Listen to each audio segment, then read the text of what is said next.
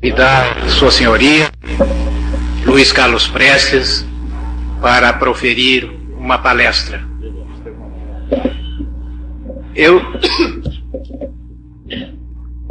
convido os vereadores Dr. Assis e Eleonírio para que conduzam até a mesa Luiz Carlos Prestes.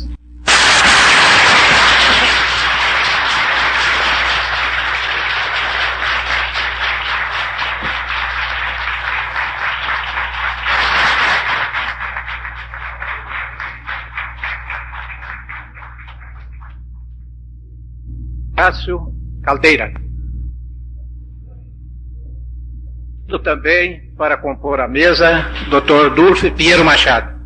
Também para compor a mesa, o prefeito Joaquim Nascimento. E também para compor a mesa, Dr. Constantino Roque Pérez. Também para compor a mesa, a doutora Lúcia Marília Marques. Compor a mesa, a professora Dona Dinorá Queiroz, secretária da Educação. Tem para compor a mesa o pesquisador de História, Seu Cruz.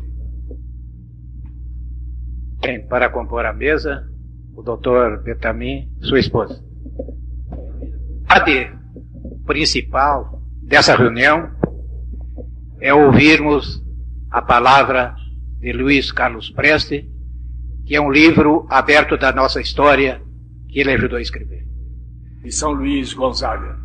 Senhores vereadores, minhas senhoras, senhores, companheiros e amigos aqui presentes. É para mim um motivo de profunda emoção participar dessa reunião. O vosso gesto, convidando-me para que no plenário dessa Câmara venha vos falar sobre a coluna invicta, a coluna que, partindo de São Luís, que considerávamos como que a capital da Revolução em 1924, marchou através do Brasil, em grande extensão, travou combates em que se revelaram as mais altas qualidades de nosso povo. A coluna, se não tivesse outros méritos, teve pelo menos esse. Revelou que nosso povo é capaz de sacrifícios até o da própria vida. E revelou nessa marcha, antes de tudo, uma resistência física de enormes proporções, porque a grande arma que utilizávamos na nossa luta era a rapidez de marchas da coluna. Saímos desta região, depois do levante do Batalhão Ferroviário de Santo Ângelo, do 3º Regimento de Cavalaria de São Luís, do 2º Regimento de Cavalaria de São Borja. Saímos mal armados, porque os corpos de tropas dessas cidades estavam armadas quase que apenas com o fuzil Mauser. E dos 1.500 homens que reunimos, mais de 600 a 700 estavam desarmados, não havia arma suficiente. Essa foi uma tragédia permanente de toda a marcha da coluna, a falta de armamento moderno, porque não tínhamos aqui nessas unidades nenhuma metralhadora pesada. Fomos conseguir algumas, já com os companheiros de São Paulo, que estavam parados, estavam sitiados na região do ocidente do Paraná. E se estavam precariamente armados, estávamos pior municiados. A quantidade de munição que dispunhamos era insignificante para uma luta que durou mais de 2 anos.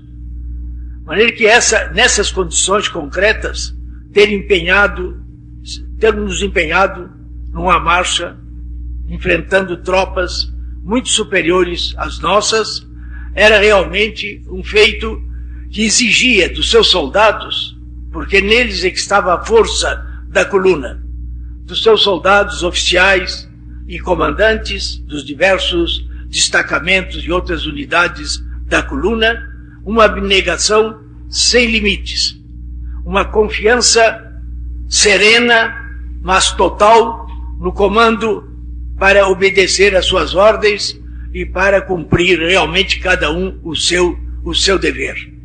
Como disse, se não tivesse outros méritos, a coluna revelou as qualidades de sacrifício, de abnegação, mostrou que era a inteligência de nosso povo nessa marcha de milhares de quilômetros através de todo o Brasil, de sul a norte, de este a oeste, né? E que derrotou tropas muito superiores às nossas, e que não foi efetivamente nenhuma só vez propriamente derrotada, porque mesmo quando não conseguia a vitória, retirava sempre em ordem, como aconteceu mesmo em Ijuí, onde se travou o primeiro combate, e posteriormente em Itaqui, e mais ainda em Tupaceretã, a 2 de dezembro de 1924, quando, sabendo da chegada de um batalhão do Exército àquela cidade, resolvemos atacá-la de surpresa para ver se era possível conquistar a munição que ela certamente possuía. Mas ainda não havia unidade de comando, ainda um comando novo, numa organização que mal surgia, ainda era precário. Um plano muito bem organizado no papel, mas difícil de ser aplicado na prática. Por isso, não conseguimos uma vitória em Tupaceretã e recolhemos novamente a essa região missioneira, onde ocupávamos parte de diversos municípios, desde Santo Ângelo, São Luís Gonzaga, São Borja, São Nicolau e até elementos lá de Cerro Azul, que ainda estavam eram ocupados pela coluna. Meus amigos, seria muito difícil e exigiria algumas horas uma exposição do que foi a marcha da coluna. Eu prefiro me sintetizar me referindo o que foi a sua estratégia, o que foi a sua tática e quais as medidas de organização que tomamos para poder sustentar essa luta por 2 anos e 3 meses através do território de 13 estados da União Brasileira. Nós fomos os seguidores de um primeiro levante de militares, jovens oficiais, conhecido como Movimento Tenentista, que se levantou em 22 contra a candidatura do senhor Arthur Bernardes à presidência da República. Insultados por ele em cartas que foram difundidas, os tenentes do Exército, a jovem oficialidade, que sentia na própria pele as consequências da grande crise econômica do após-guerra, que se acentuou justamente nos anos de 20, na década de 20, também sentiam o atraso técnico do nosso Exército. Formados na escola militar, estudando a história da última guerra mundial, da Primeira Guerra Mundial, eles conheciam o que era a modernização técnica de um exército. E chegavam aos corpos de exército e encontravam um armamento antiquado e sem nenhuma dos elementos do armamento moderno. Mas que o descontentamento entre eles era também grande devido a esse atraso técnico do nosso exército, onde mal predominava o fuzil Mauser 1908, em que numerosas unidades, como as daqui, nem uma metralhadora pesada possuíam. Alguns fuzis metralhadores de péssima qualidade nos regimentos de cavalaria, segundo de São Borja e o terceiro de São Luís. O batalhão ferroviário não possuía nenhuma arma automática. Mas é que isso descontentava já a oficialidade, mesmo no Rio de Janeiro, em São Paulo, nas grandes cidades. Foi com base nesses elementos que conspiraram durante meses seguidos e posteriormente eclodiram um movimento revolucionário em 5 de julho de 22. Desses levante participaram somente, no entanto, a Escola Militar e o Forte de Copacabana, e foram rapidamente esmagados, sendo, no entanto, de destacar aquele gesto heróico que podia parecer de desespero, mas representava o caráter de um punhado de homens que não estava disposto a capitular diante do inimigo. Siqueira Campos, Eduardo Gomes, Nilton Prado, Mário Carpenter Ferreira foram os 4 oficiais que se levantaram com mais 14 soldados e marcharam contra 3.000 homens na praia de Copacabana até que todos tombassem mortos ou feridos. Esse gesto de dignidade, de protesto contra aqueles que, comprometidos com o levante, não se levantaram de armas na mão no dia marcado, esse gesto repercutiu na nação inteira e particularmente nas fileiras do próprio Exército, das Forças Armadas de nosso país. De maneira que isso contribuiu seriamente para que se estendesse e se desenvolvesse a um sentimento de solidariedade a todos os perseguidos pelo governo de então, após esse movimento. Essa solidariedade constituiu como que o nervo principal da conspiração que passou a ser feita em todo o país, particularmente em São Paulo, levando à eclosão do segundo 5 de julho, a 5 de julho de 1924, que dominou a capital de São Paulo, mas que, cercado por forças muito superiores, teve que, depois de 20 dias, retirar, marchar para o interior e localizar-se no oriente do Panamá. Nós, aqui no Rio Grande do Sul, estávamos em ligação com os conspiradores de São Paulo. O companheiro Juarez Távora esteve comigo no meu acampamento no Comandaí, onde eu comandava uma companhia do batalhão ferroviário e era o chefe da seção de construção do batalhão da ferrovia de Santo Ângelo a Porto Lucena. E conversamos e combinamos e estávamos perfeitamente empenhados com os companheiros de São Paulo. No entanto, fomos surpreendidos pelo levante de 5 de julho. Intensificamos, no entanto, a conspiração e somente a 28 para 29 de outubro, é que foi determinado pelo companheiro Aníbal Benévolo, que era oficial do Estado-Maior da Brigada de Cavalaria sediada em São Borja, de coordenar as forças que conspiravam aqui no Rio Grande do Sul. Marcando a data de 29 de outubro, nós em Santo Ângelo nos levantamos, levantou-se aqui o 3º Regimento, o 2º de São Borja e o 5º de Uruguaiana, além de elementos de um batalhão de engenharia de Cachoeira e outros elementos, particularmente forças civis que aderiram imediatamente à Revolução, geralmente elementos que haviam participado da Revolução de 23 aqui no estado do Rio Grande do Sul.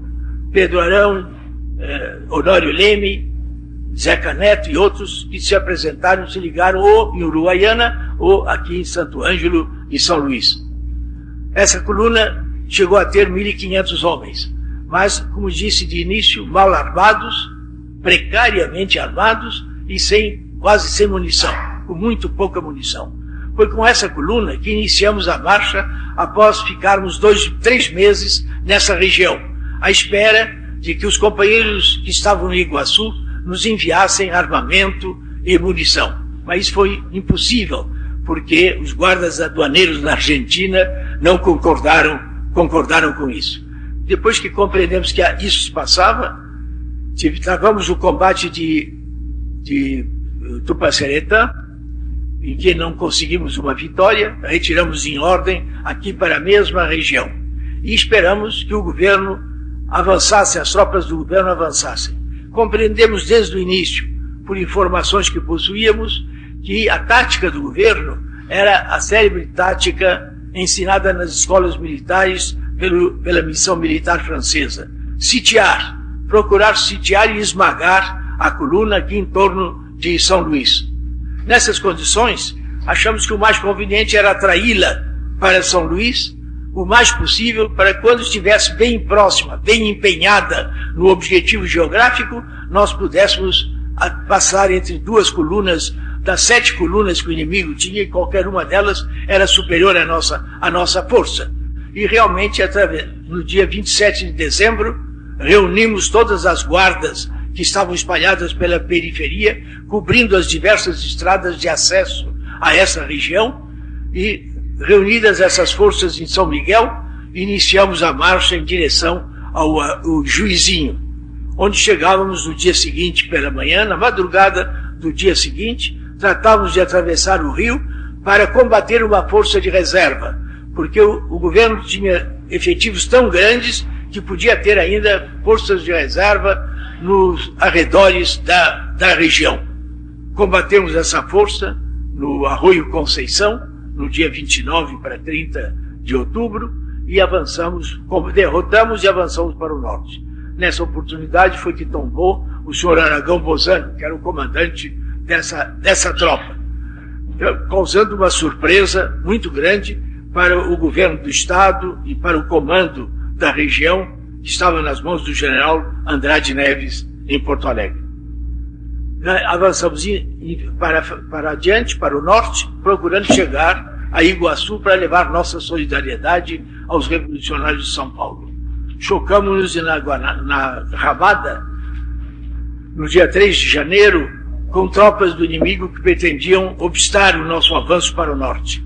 Foi um combate duro, em que tivemos sérias perdas, mas que o inimigo acabou por se sentir também ameaçado de derrota, de perder a sua artilharia, e às 4 horas da tarde, depois de mais de 8 a 10 horas de combate, retirava quando nós, aberto o caminho para o norte, avançamos para a colônia militar do Alto Uruguai, visando atravessar o rio Uruguai e entrar em Santa Catarina. Nessa oportunidade, a coluna sofreu a perda de uma boa parte do seu efetivo, porque a maior parte dos seus soldados, dos seus oficiais também, uma boa parte deles, não queria emigrar, como eles me diziam. Passar a Santa Catarina para o gaúcho era como que emigrar.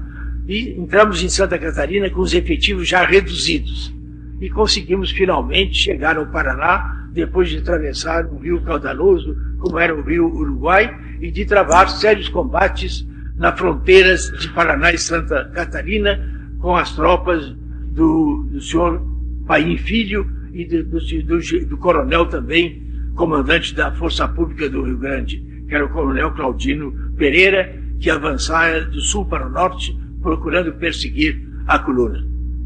Em reunião com os companheiros de São Paulo, resolvemos que era necessário continuar a luta, embora uma boa parte dos companheiros de São Paulo já com a derrota de Catanduvas, onde gastaram toda a munição e foram realmente, tiveram que entregar-se ao inimigo, não queriam mais continuar a marcha. Mas, graças à influência do general Miguel Costa e de outros oficiais como Juarez Távora, como Virgílio dos Santos e outros Djalma Dutra e outros que estavam nessa região, conseguimos formar uma divisão sob o comando do general Miguel Costa, composta de 2 brigadas. A Brigada do Sul, sob o meu comando, e a Brigada de São Paulo, sob o comando de Juarez Távora. Atravessamos o rio Paraná, entramos num território paraguaio, ainda armados, e a princípio de maio entrávamos em Mato Grosso e iniciávamos então a grande marcha através do Brasil, atravessando além dos estados do Rio Grande, Santa Catarina e Paraná, pelos quais já havíamos passado, mais 10 estados da União Brasileira, travando sempre combates e com forças que nos atacavam pela vanguarda, pela retaguarda, pelos flancos. E conseguimos, sem dúvida, persistir nessa luta durante 2 anos e pouco. Qual foi a nossa estratégia para resistir dessa forma? Achávamos que o fundamental era atrair forças sobre nós, sobre a coluna, para que nossos companheiros no Rio pudessem depor o presidente Bernardes. E isso fizemos. Essa tarefa foi efetivamente cumprida. E como tática, adotar a tática de só atacar quando tínhamos superioridade de armamento ou possibilidade de surpreender o inimigo. Os nossos ataques visavam conquistar munição, porque era essa a única forma de remuniciamento que tínhamos, era tomar a munição do inimigo. Foi essas as características principais da marcha da coluna, exigindo dos seus soldados uma abnegação extrema e, particularmente, uma confiança cega no comando. Quando entramos em Mato Grosso, já a coluna do Sul era composta de soldados que confiavam cegamente no comando da coluna, porque a saída de Santo Ângelo, a de São Luís, dessa região, foi realmente um feito estratégico de repercussão muito grande no país e também na própria coluna, porque realmente conseguimos sair de um sítio onde 14 mil homens nos atacavam, dividido em 7 colunas. Isso repercutiu, sem dúvida alguma, para consolidar o comando. Facilitou, portanto, essa grande confiança que levava a lenda, de que diziam, os soldados pensavam que eu até adivinhava, né? Quando não era verdade, quando isso não existia. Mas a lenda começou a se desenvolver desde aí, nesse momento, e se entregavam com uma abnegação fantástica. Homens que ficavam de sentinela muitas vezes me diziam, só tenho 3 tiros. Mas ele ficava no local porque ele sabia que jamais um soldado da coluna ferido foi abandonado. E que diante de uma situação perigosa, o socorro, o apoio, sempre surgia de parte do comando da coluna. Essa abnegação chegou a extremos, como no momento em que estávamos nas proximidades desses grupos de cangaceiros, das tropas de Franklin de Albuquerque, um fazendeiro da Bahia que servia a Bernardes por dinheiro e recebia armamento para nos atacar, e que nos perseguiu até a fronteira da Bolívia. Esse cidadão muito próximo de nós, no momento em que a coluna estava muito concentrada. Mas é que distribuímos sentinelas. E eu localizei uma sentinela dupla, dizendo aos soldados, é indispensável que vocês deem um tiro avisando a aproximação do inimigo. E tomem cuidado, porque esses homens, esses matutos aqui do interior, têm uma habilidade formidável de rastejar pelo campo sem causar nenhum ruído. E vocês podem ser surpreendidos de um momento para outro. E foi o que aconteceu. À madrugada, ouvi um tiro. E posteriormente o comandante da guarda mandou me dizer que estava um soldado morto e que o outro desaparecera com as 2 armas. E mais tarde, iniciado o combate, o companheiro que fora preso conseguiu fugir do inimigo e nos contou o que se realizara. Ele estava em pé, foi abraçado pelo inimigo e dominado. E o outro companheiro que estava sentado mal pôde colocar o polegar no gatilho para dar um tiro, porque a arma estava vertical apoiada sobre o pé, sobre a terra. Ele sabia que dando esse tiro estava assassinado, e foi o que aconteceu. Uma apunhalada o matou imediatamente naquele momento. Isso mostra uma prova de fidelidade extrema, da lealdade total, da entrega da própria vida para dar esse sinal que era indispensável à coluna para se preparar para o combate no dia seguinte. E conseguimos derrotar o inimigo porque não fomos efetivamente surpreendidos. Companheiros, eu podia citar numerosos outros exemplos, mas prefiro marchar mais para adiante. A essa marcha, percorrendo as regiões mais atrasadas do país, nos abriu os olhos, particularmente para os oficiais que comandavam os diversos destacamentos e a mim também pessoalmente. Nós educados na cidade, no litoral brasileiro, não imaginávamos o que era a miséria do nosso povo nas regiões que atravessamos. Encontrei homens de cabelo branco que há anos que não viam uma nota de R$1.000. Trabalhavam na terra alheia e mal podiam entregar uma parte da sua produção ao dono da terra e ficavam sem recursos para nada, nem para comprar uma ferramenta, uma enxada. Lavravam a terra, como eu vi em numerosos casos, com uma pequena faquinha de mesa. A roupa eram frangalhos, porque os tecidos cada vez mais caros. O homem sem dinheiro, trabalhando nesse regime ainda semi-feudal, estava numa situação de miséria quase que absoluta. É claro que nos dias de hoje nós temos quadros ainda semelhantes, porque nas grandes cidades hoje estamos vendo miséria idêntica àquela que em 1924, há 60 anos atrás, eu via nas regiões mais atrasadas do Brasil. Nessa situação, compreendemos que não era depondo o presidente da República, não era substituindo um homem no governo que íamos resolver um problema social tão grave. Estávamos diante de um problema social seríssimo. E nós, oficiais do Exército, educados numa escola militar, não conhecíamos quais eram as causas disso. Por quê? Um país tão rico como o nosso, porque só o sol que nos ilumina, o sol que nos aquece, porque nós mesmos, por melhor que o tratássemos, por mais que cuidássemos para que não sofresse na sua propriedade e no respeito à sua família, sabíamos que atrás de nós vinham tropas capazes de todos os desatinos contra o povo. E nós mesmos tínhamos no cavalo uma arma. Sabíamos que, não tomando o cavalo daquele camponês, nós estávamos permitindo que o inimigo o inimigo que vinha atrás de nós, o tomássemos. E para o camponês perder o cavalo que era dele único, era realmente um prejuízo imenso.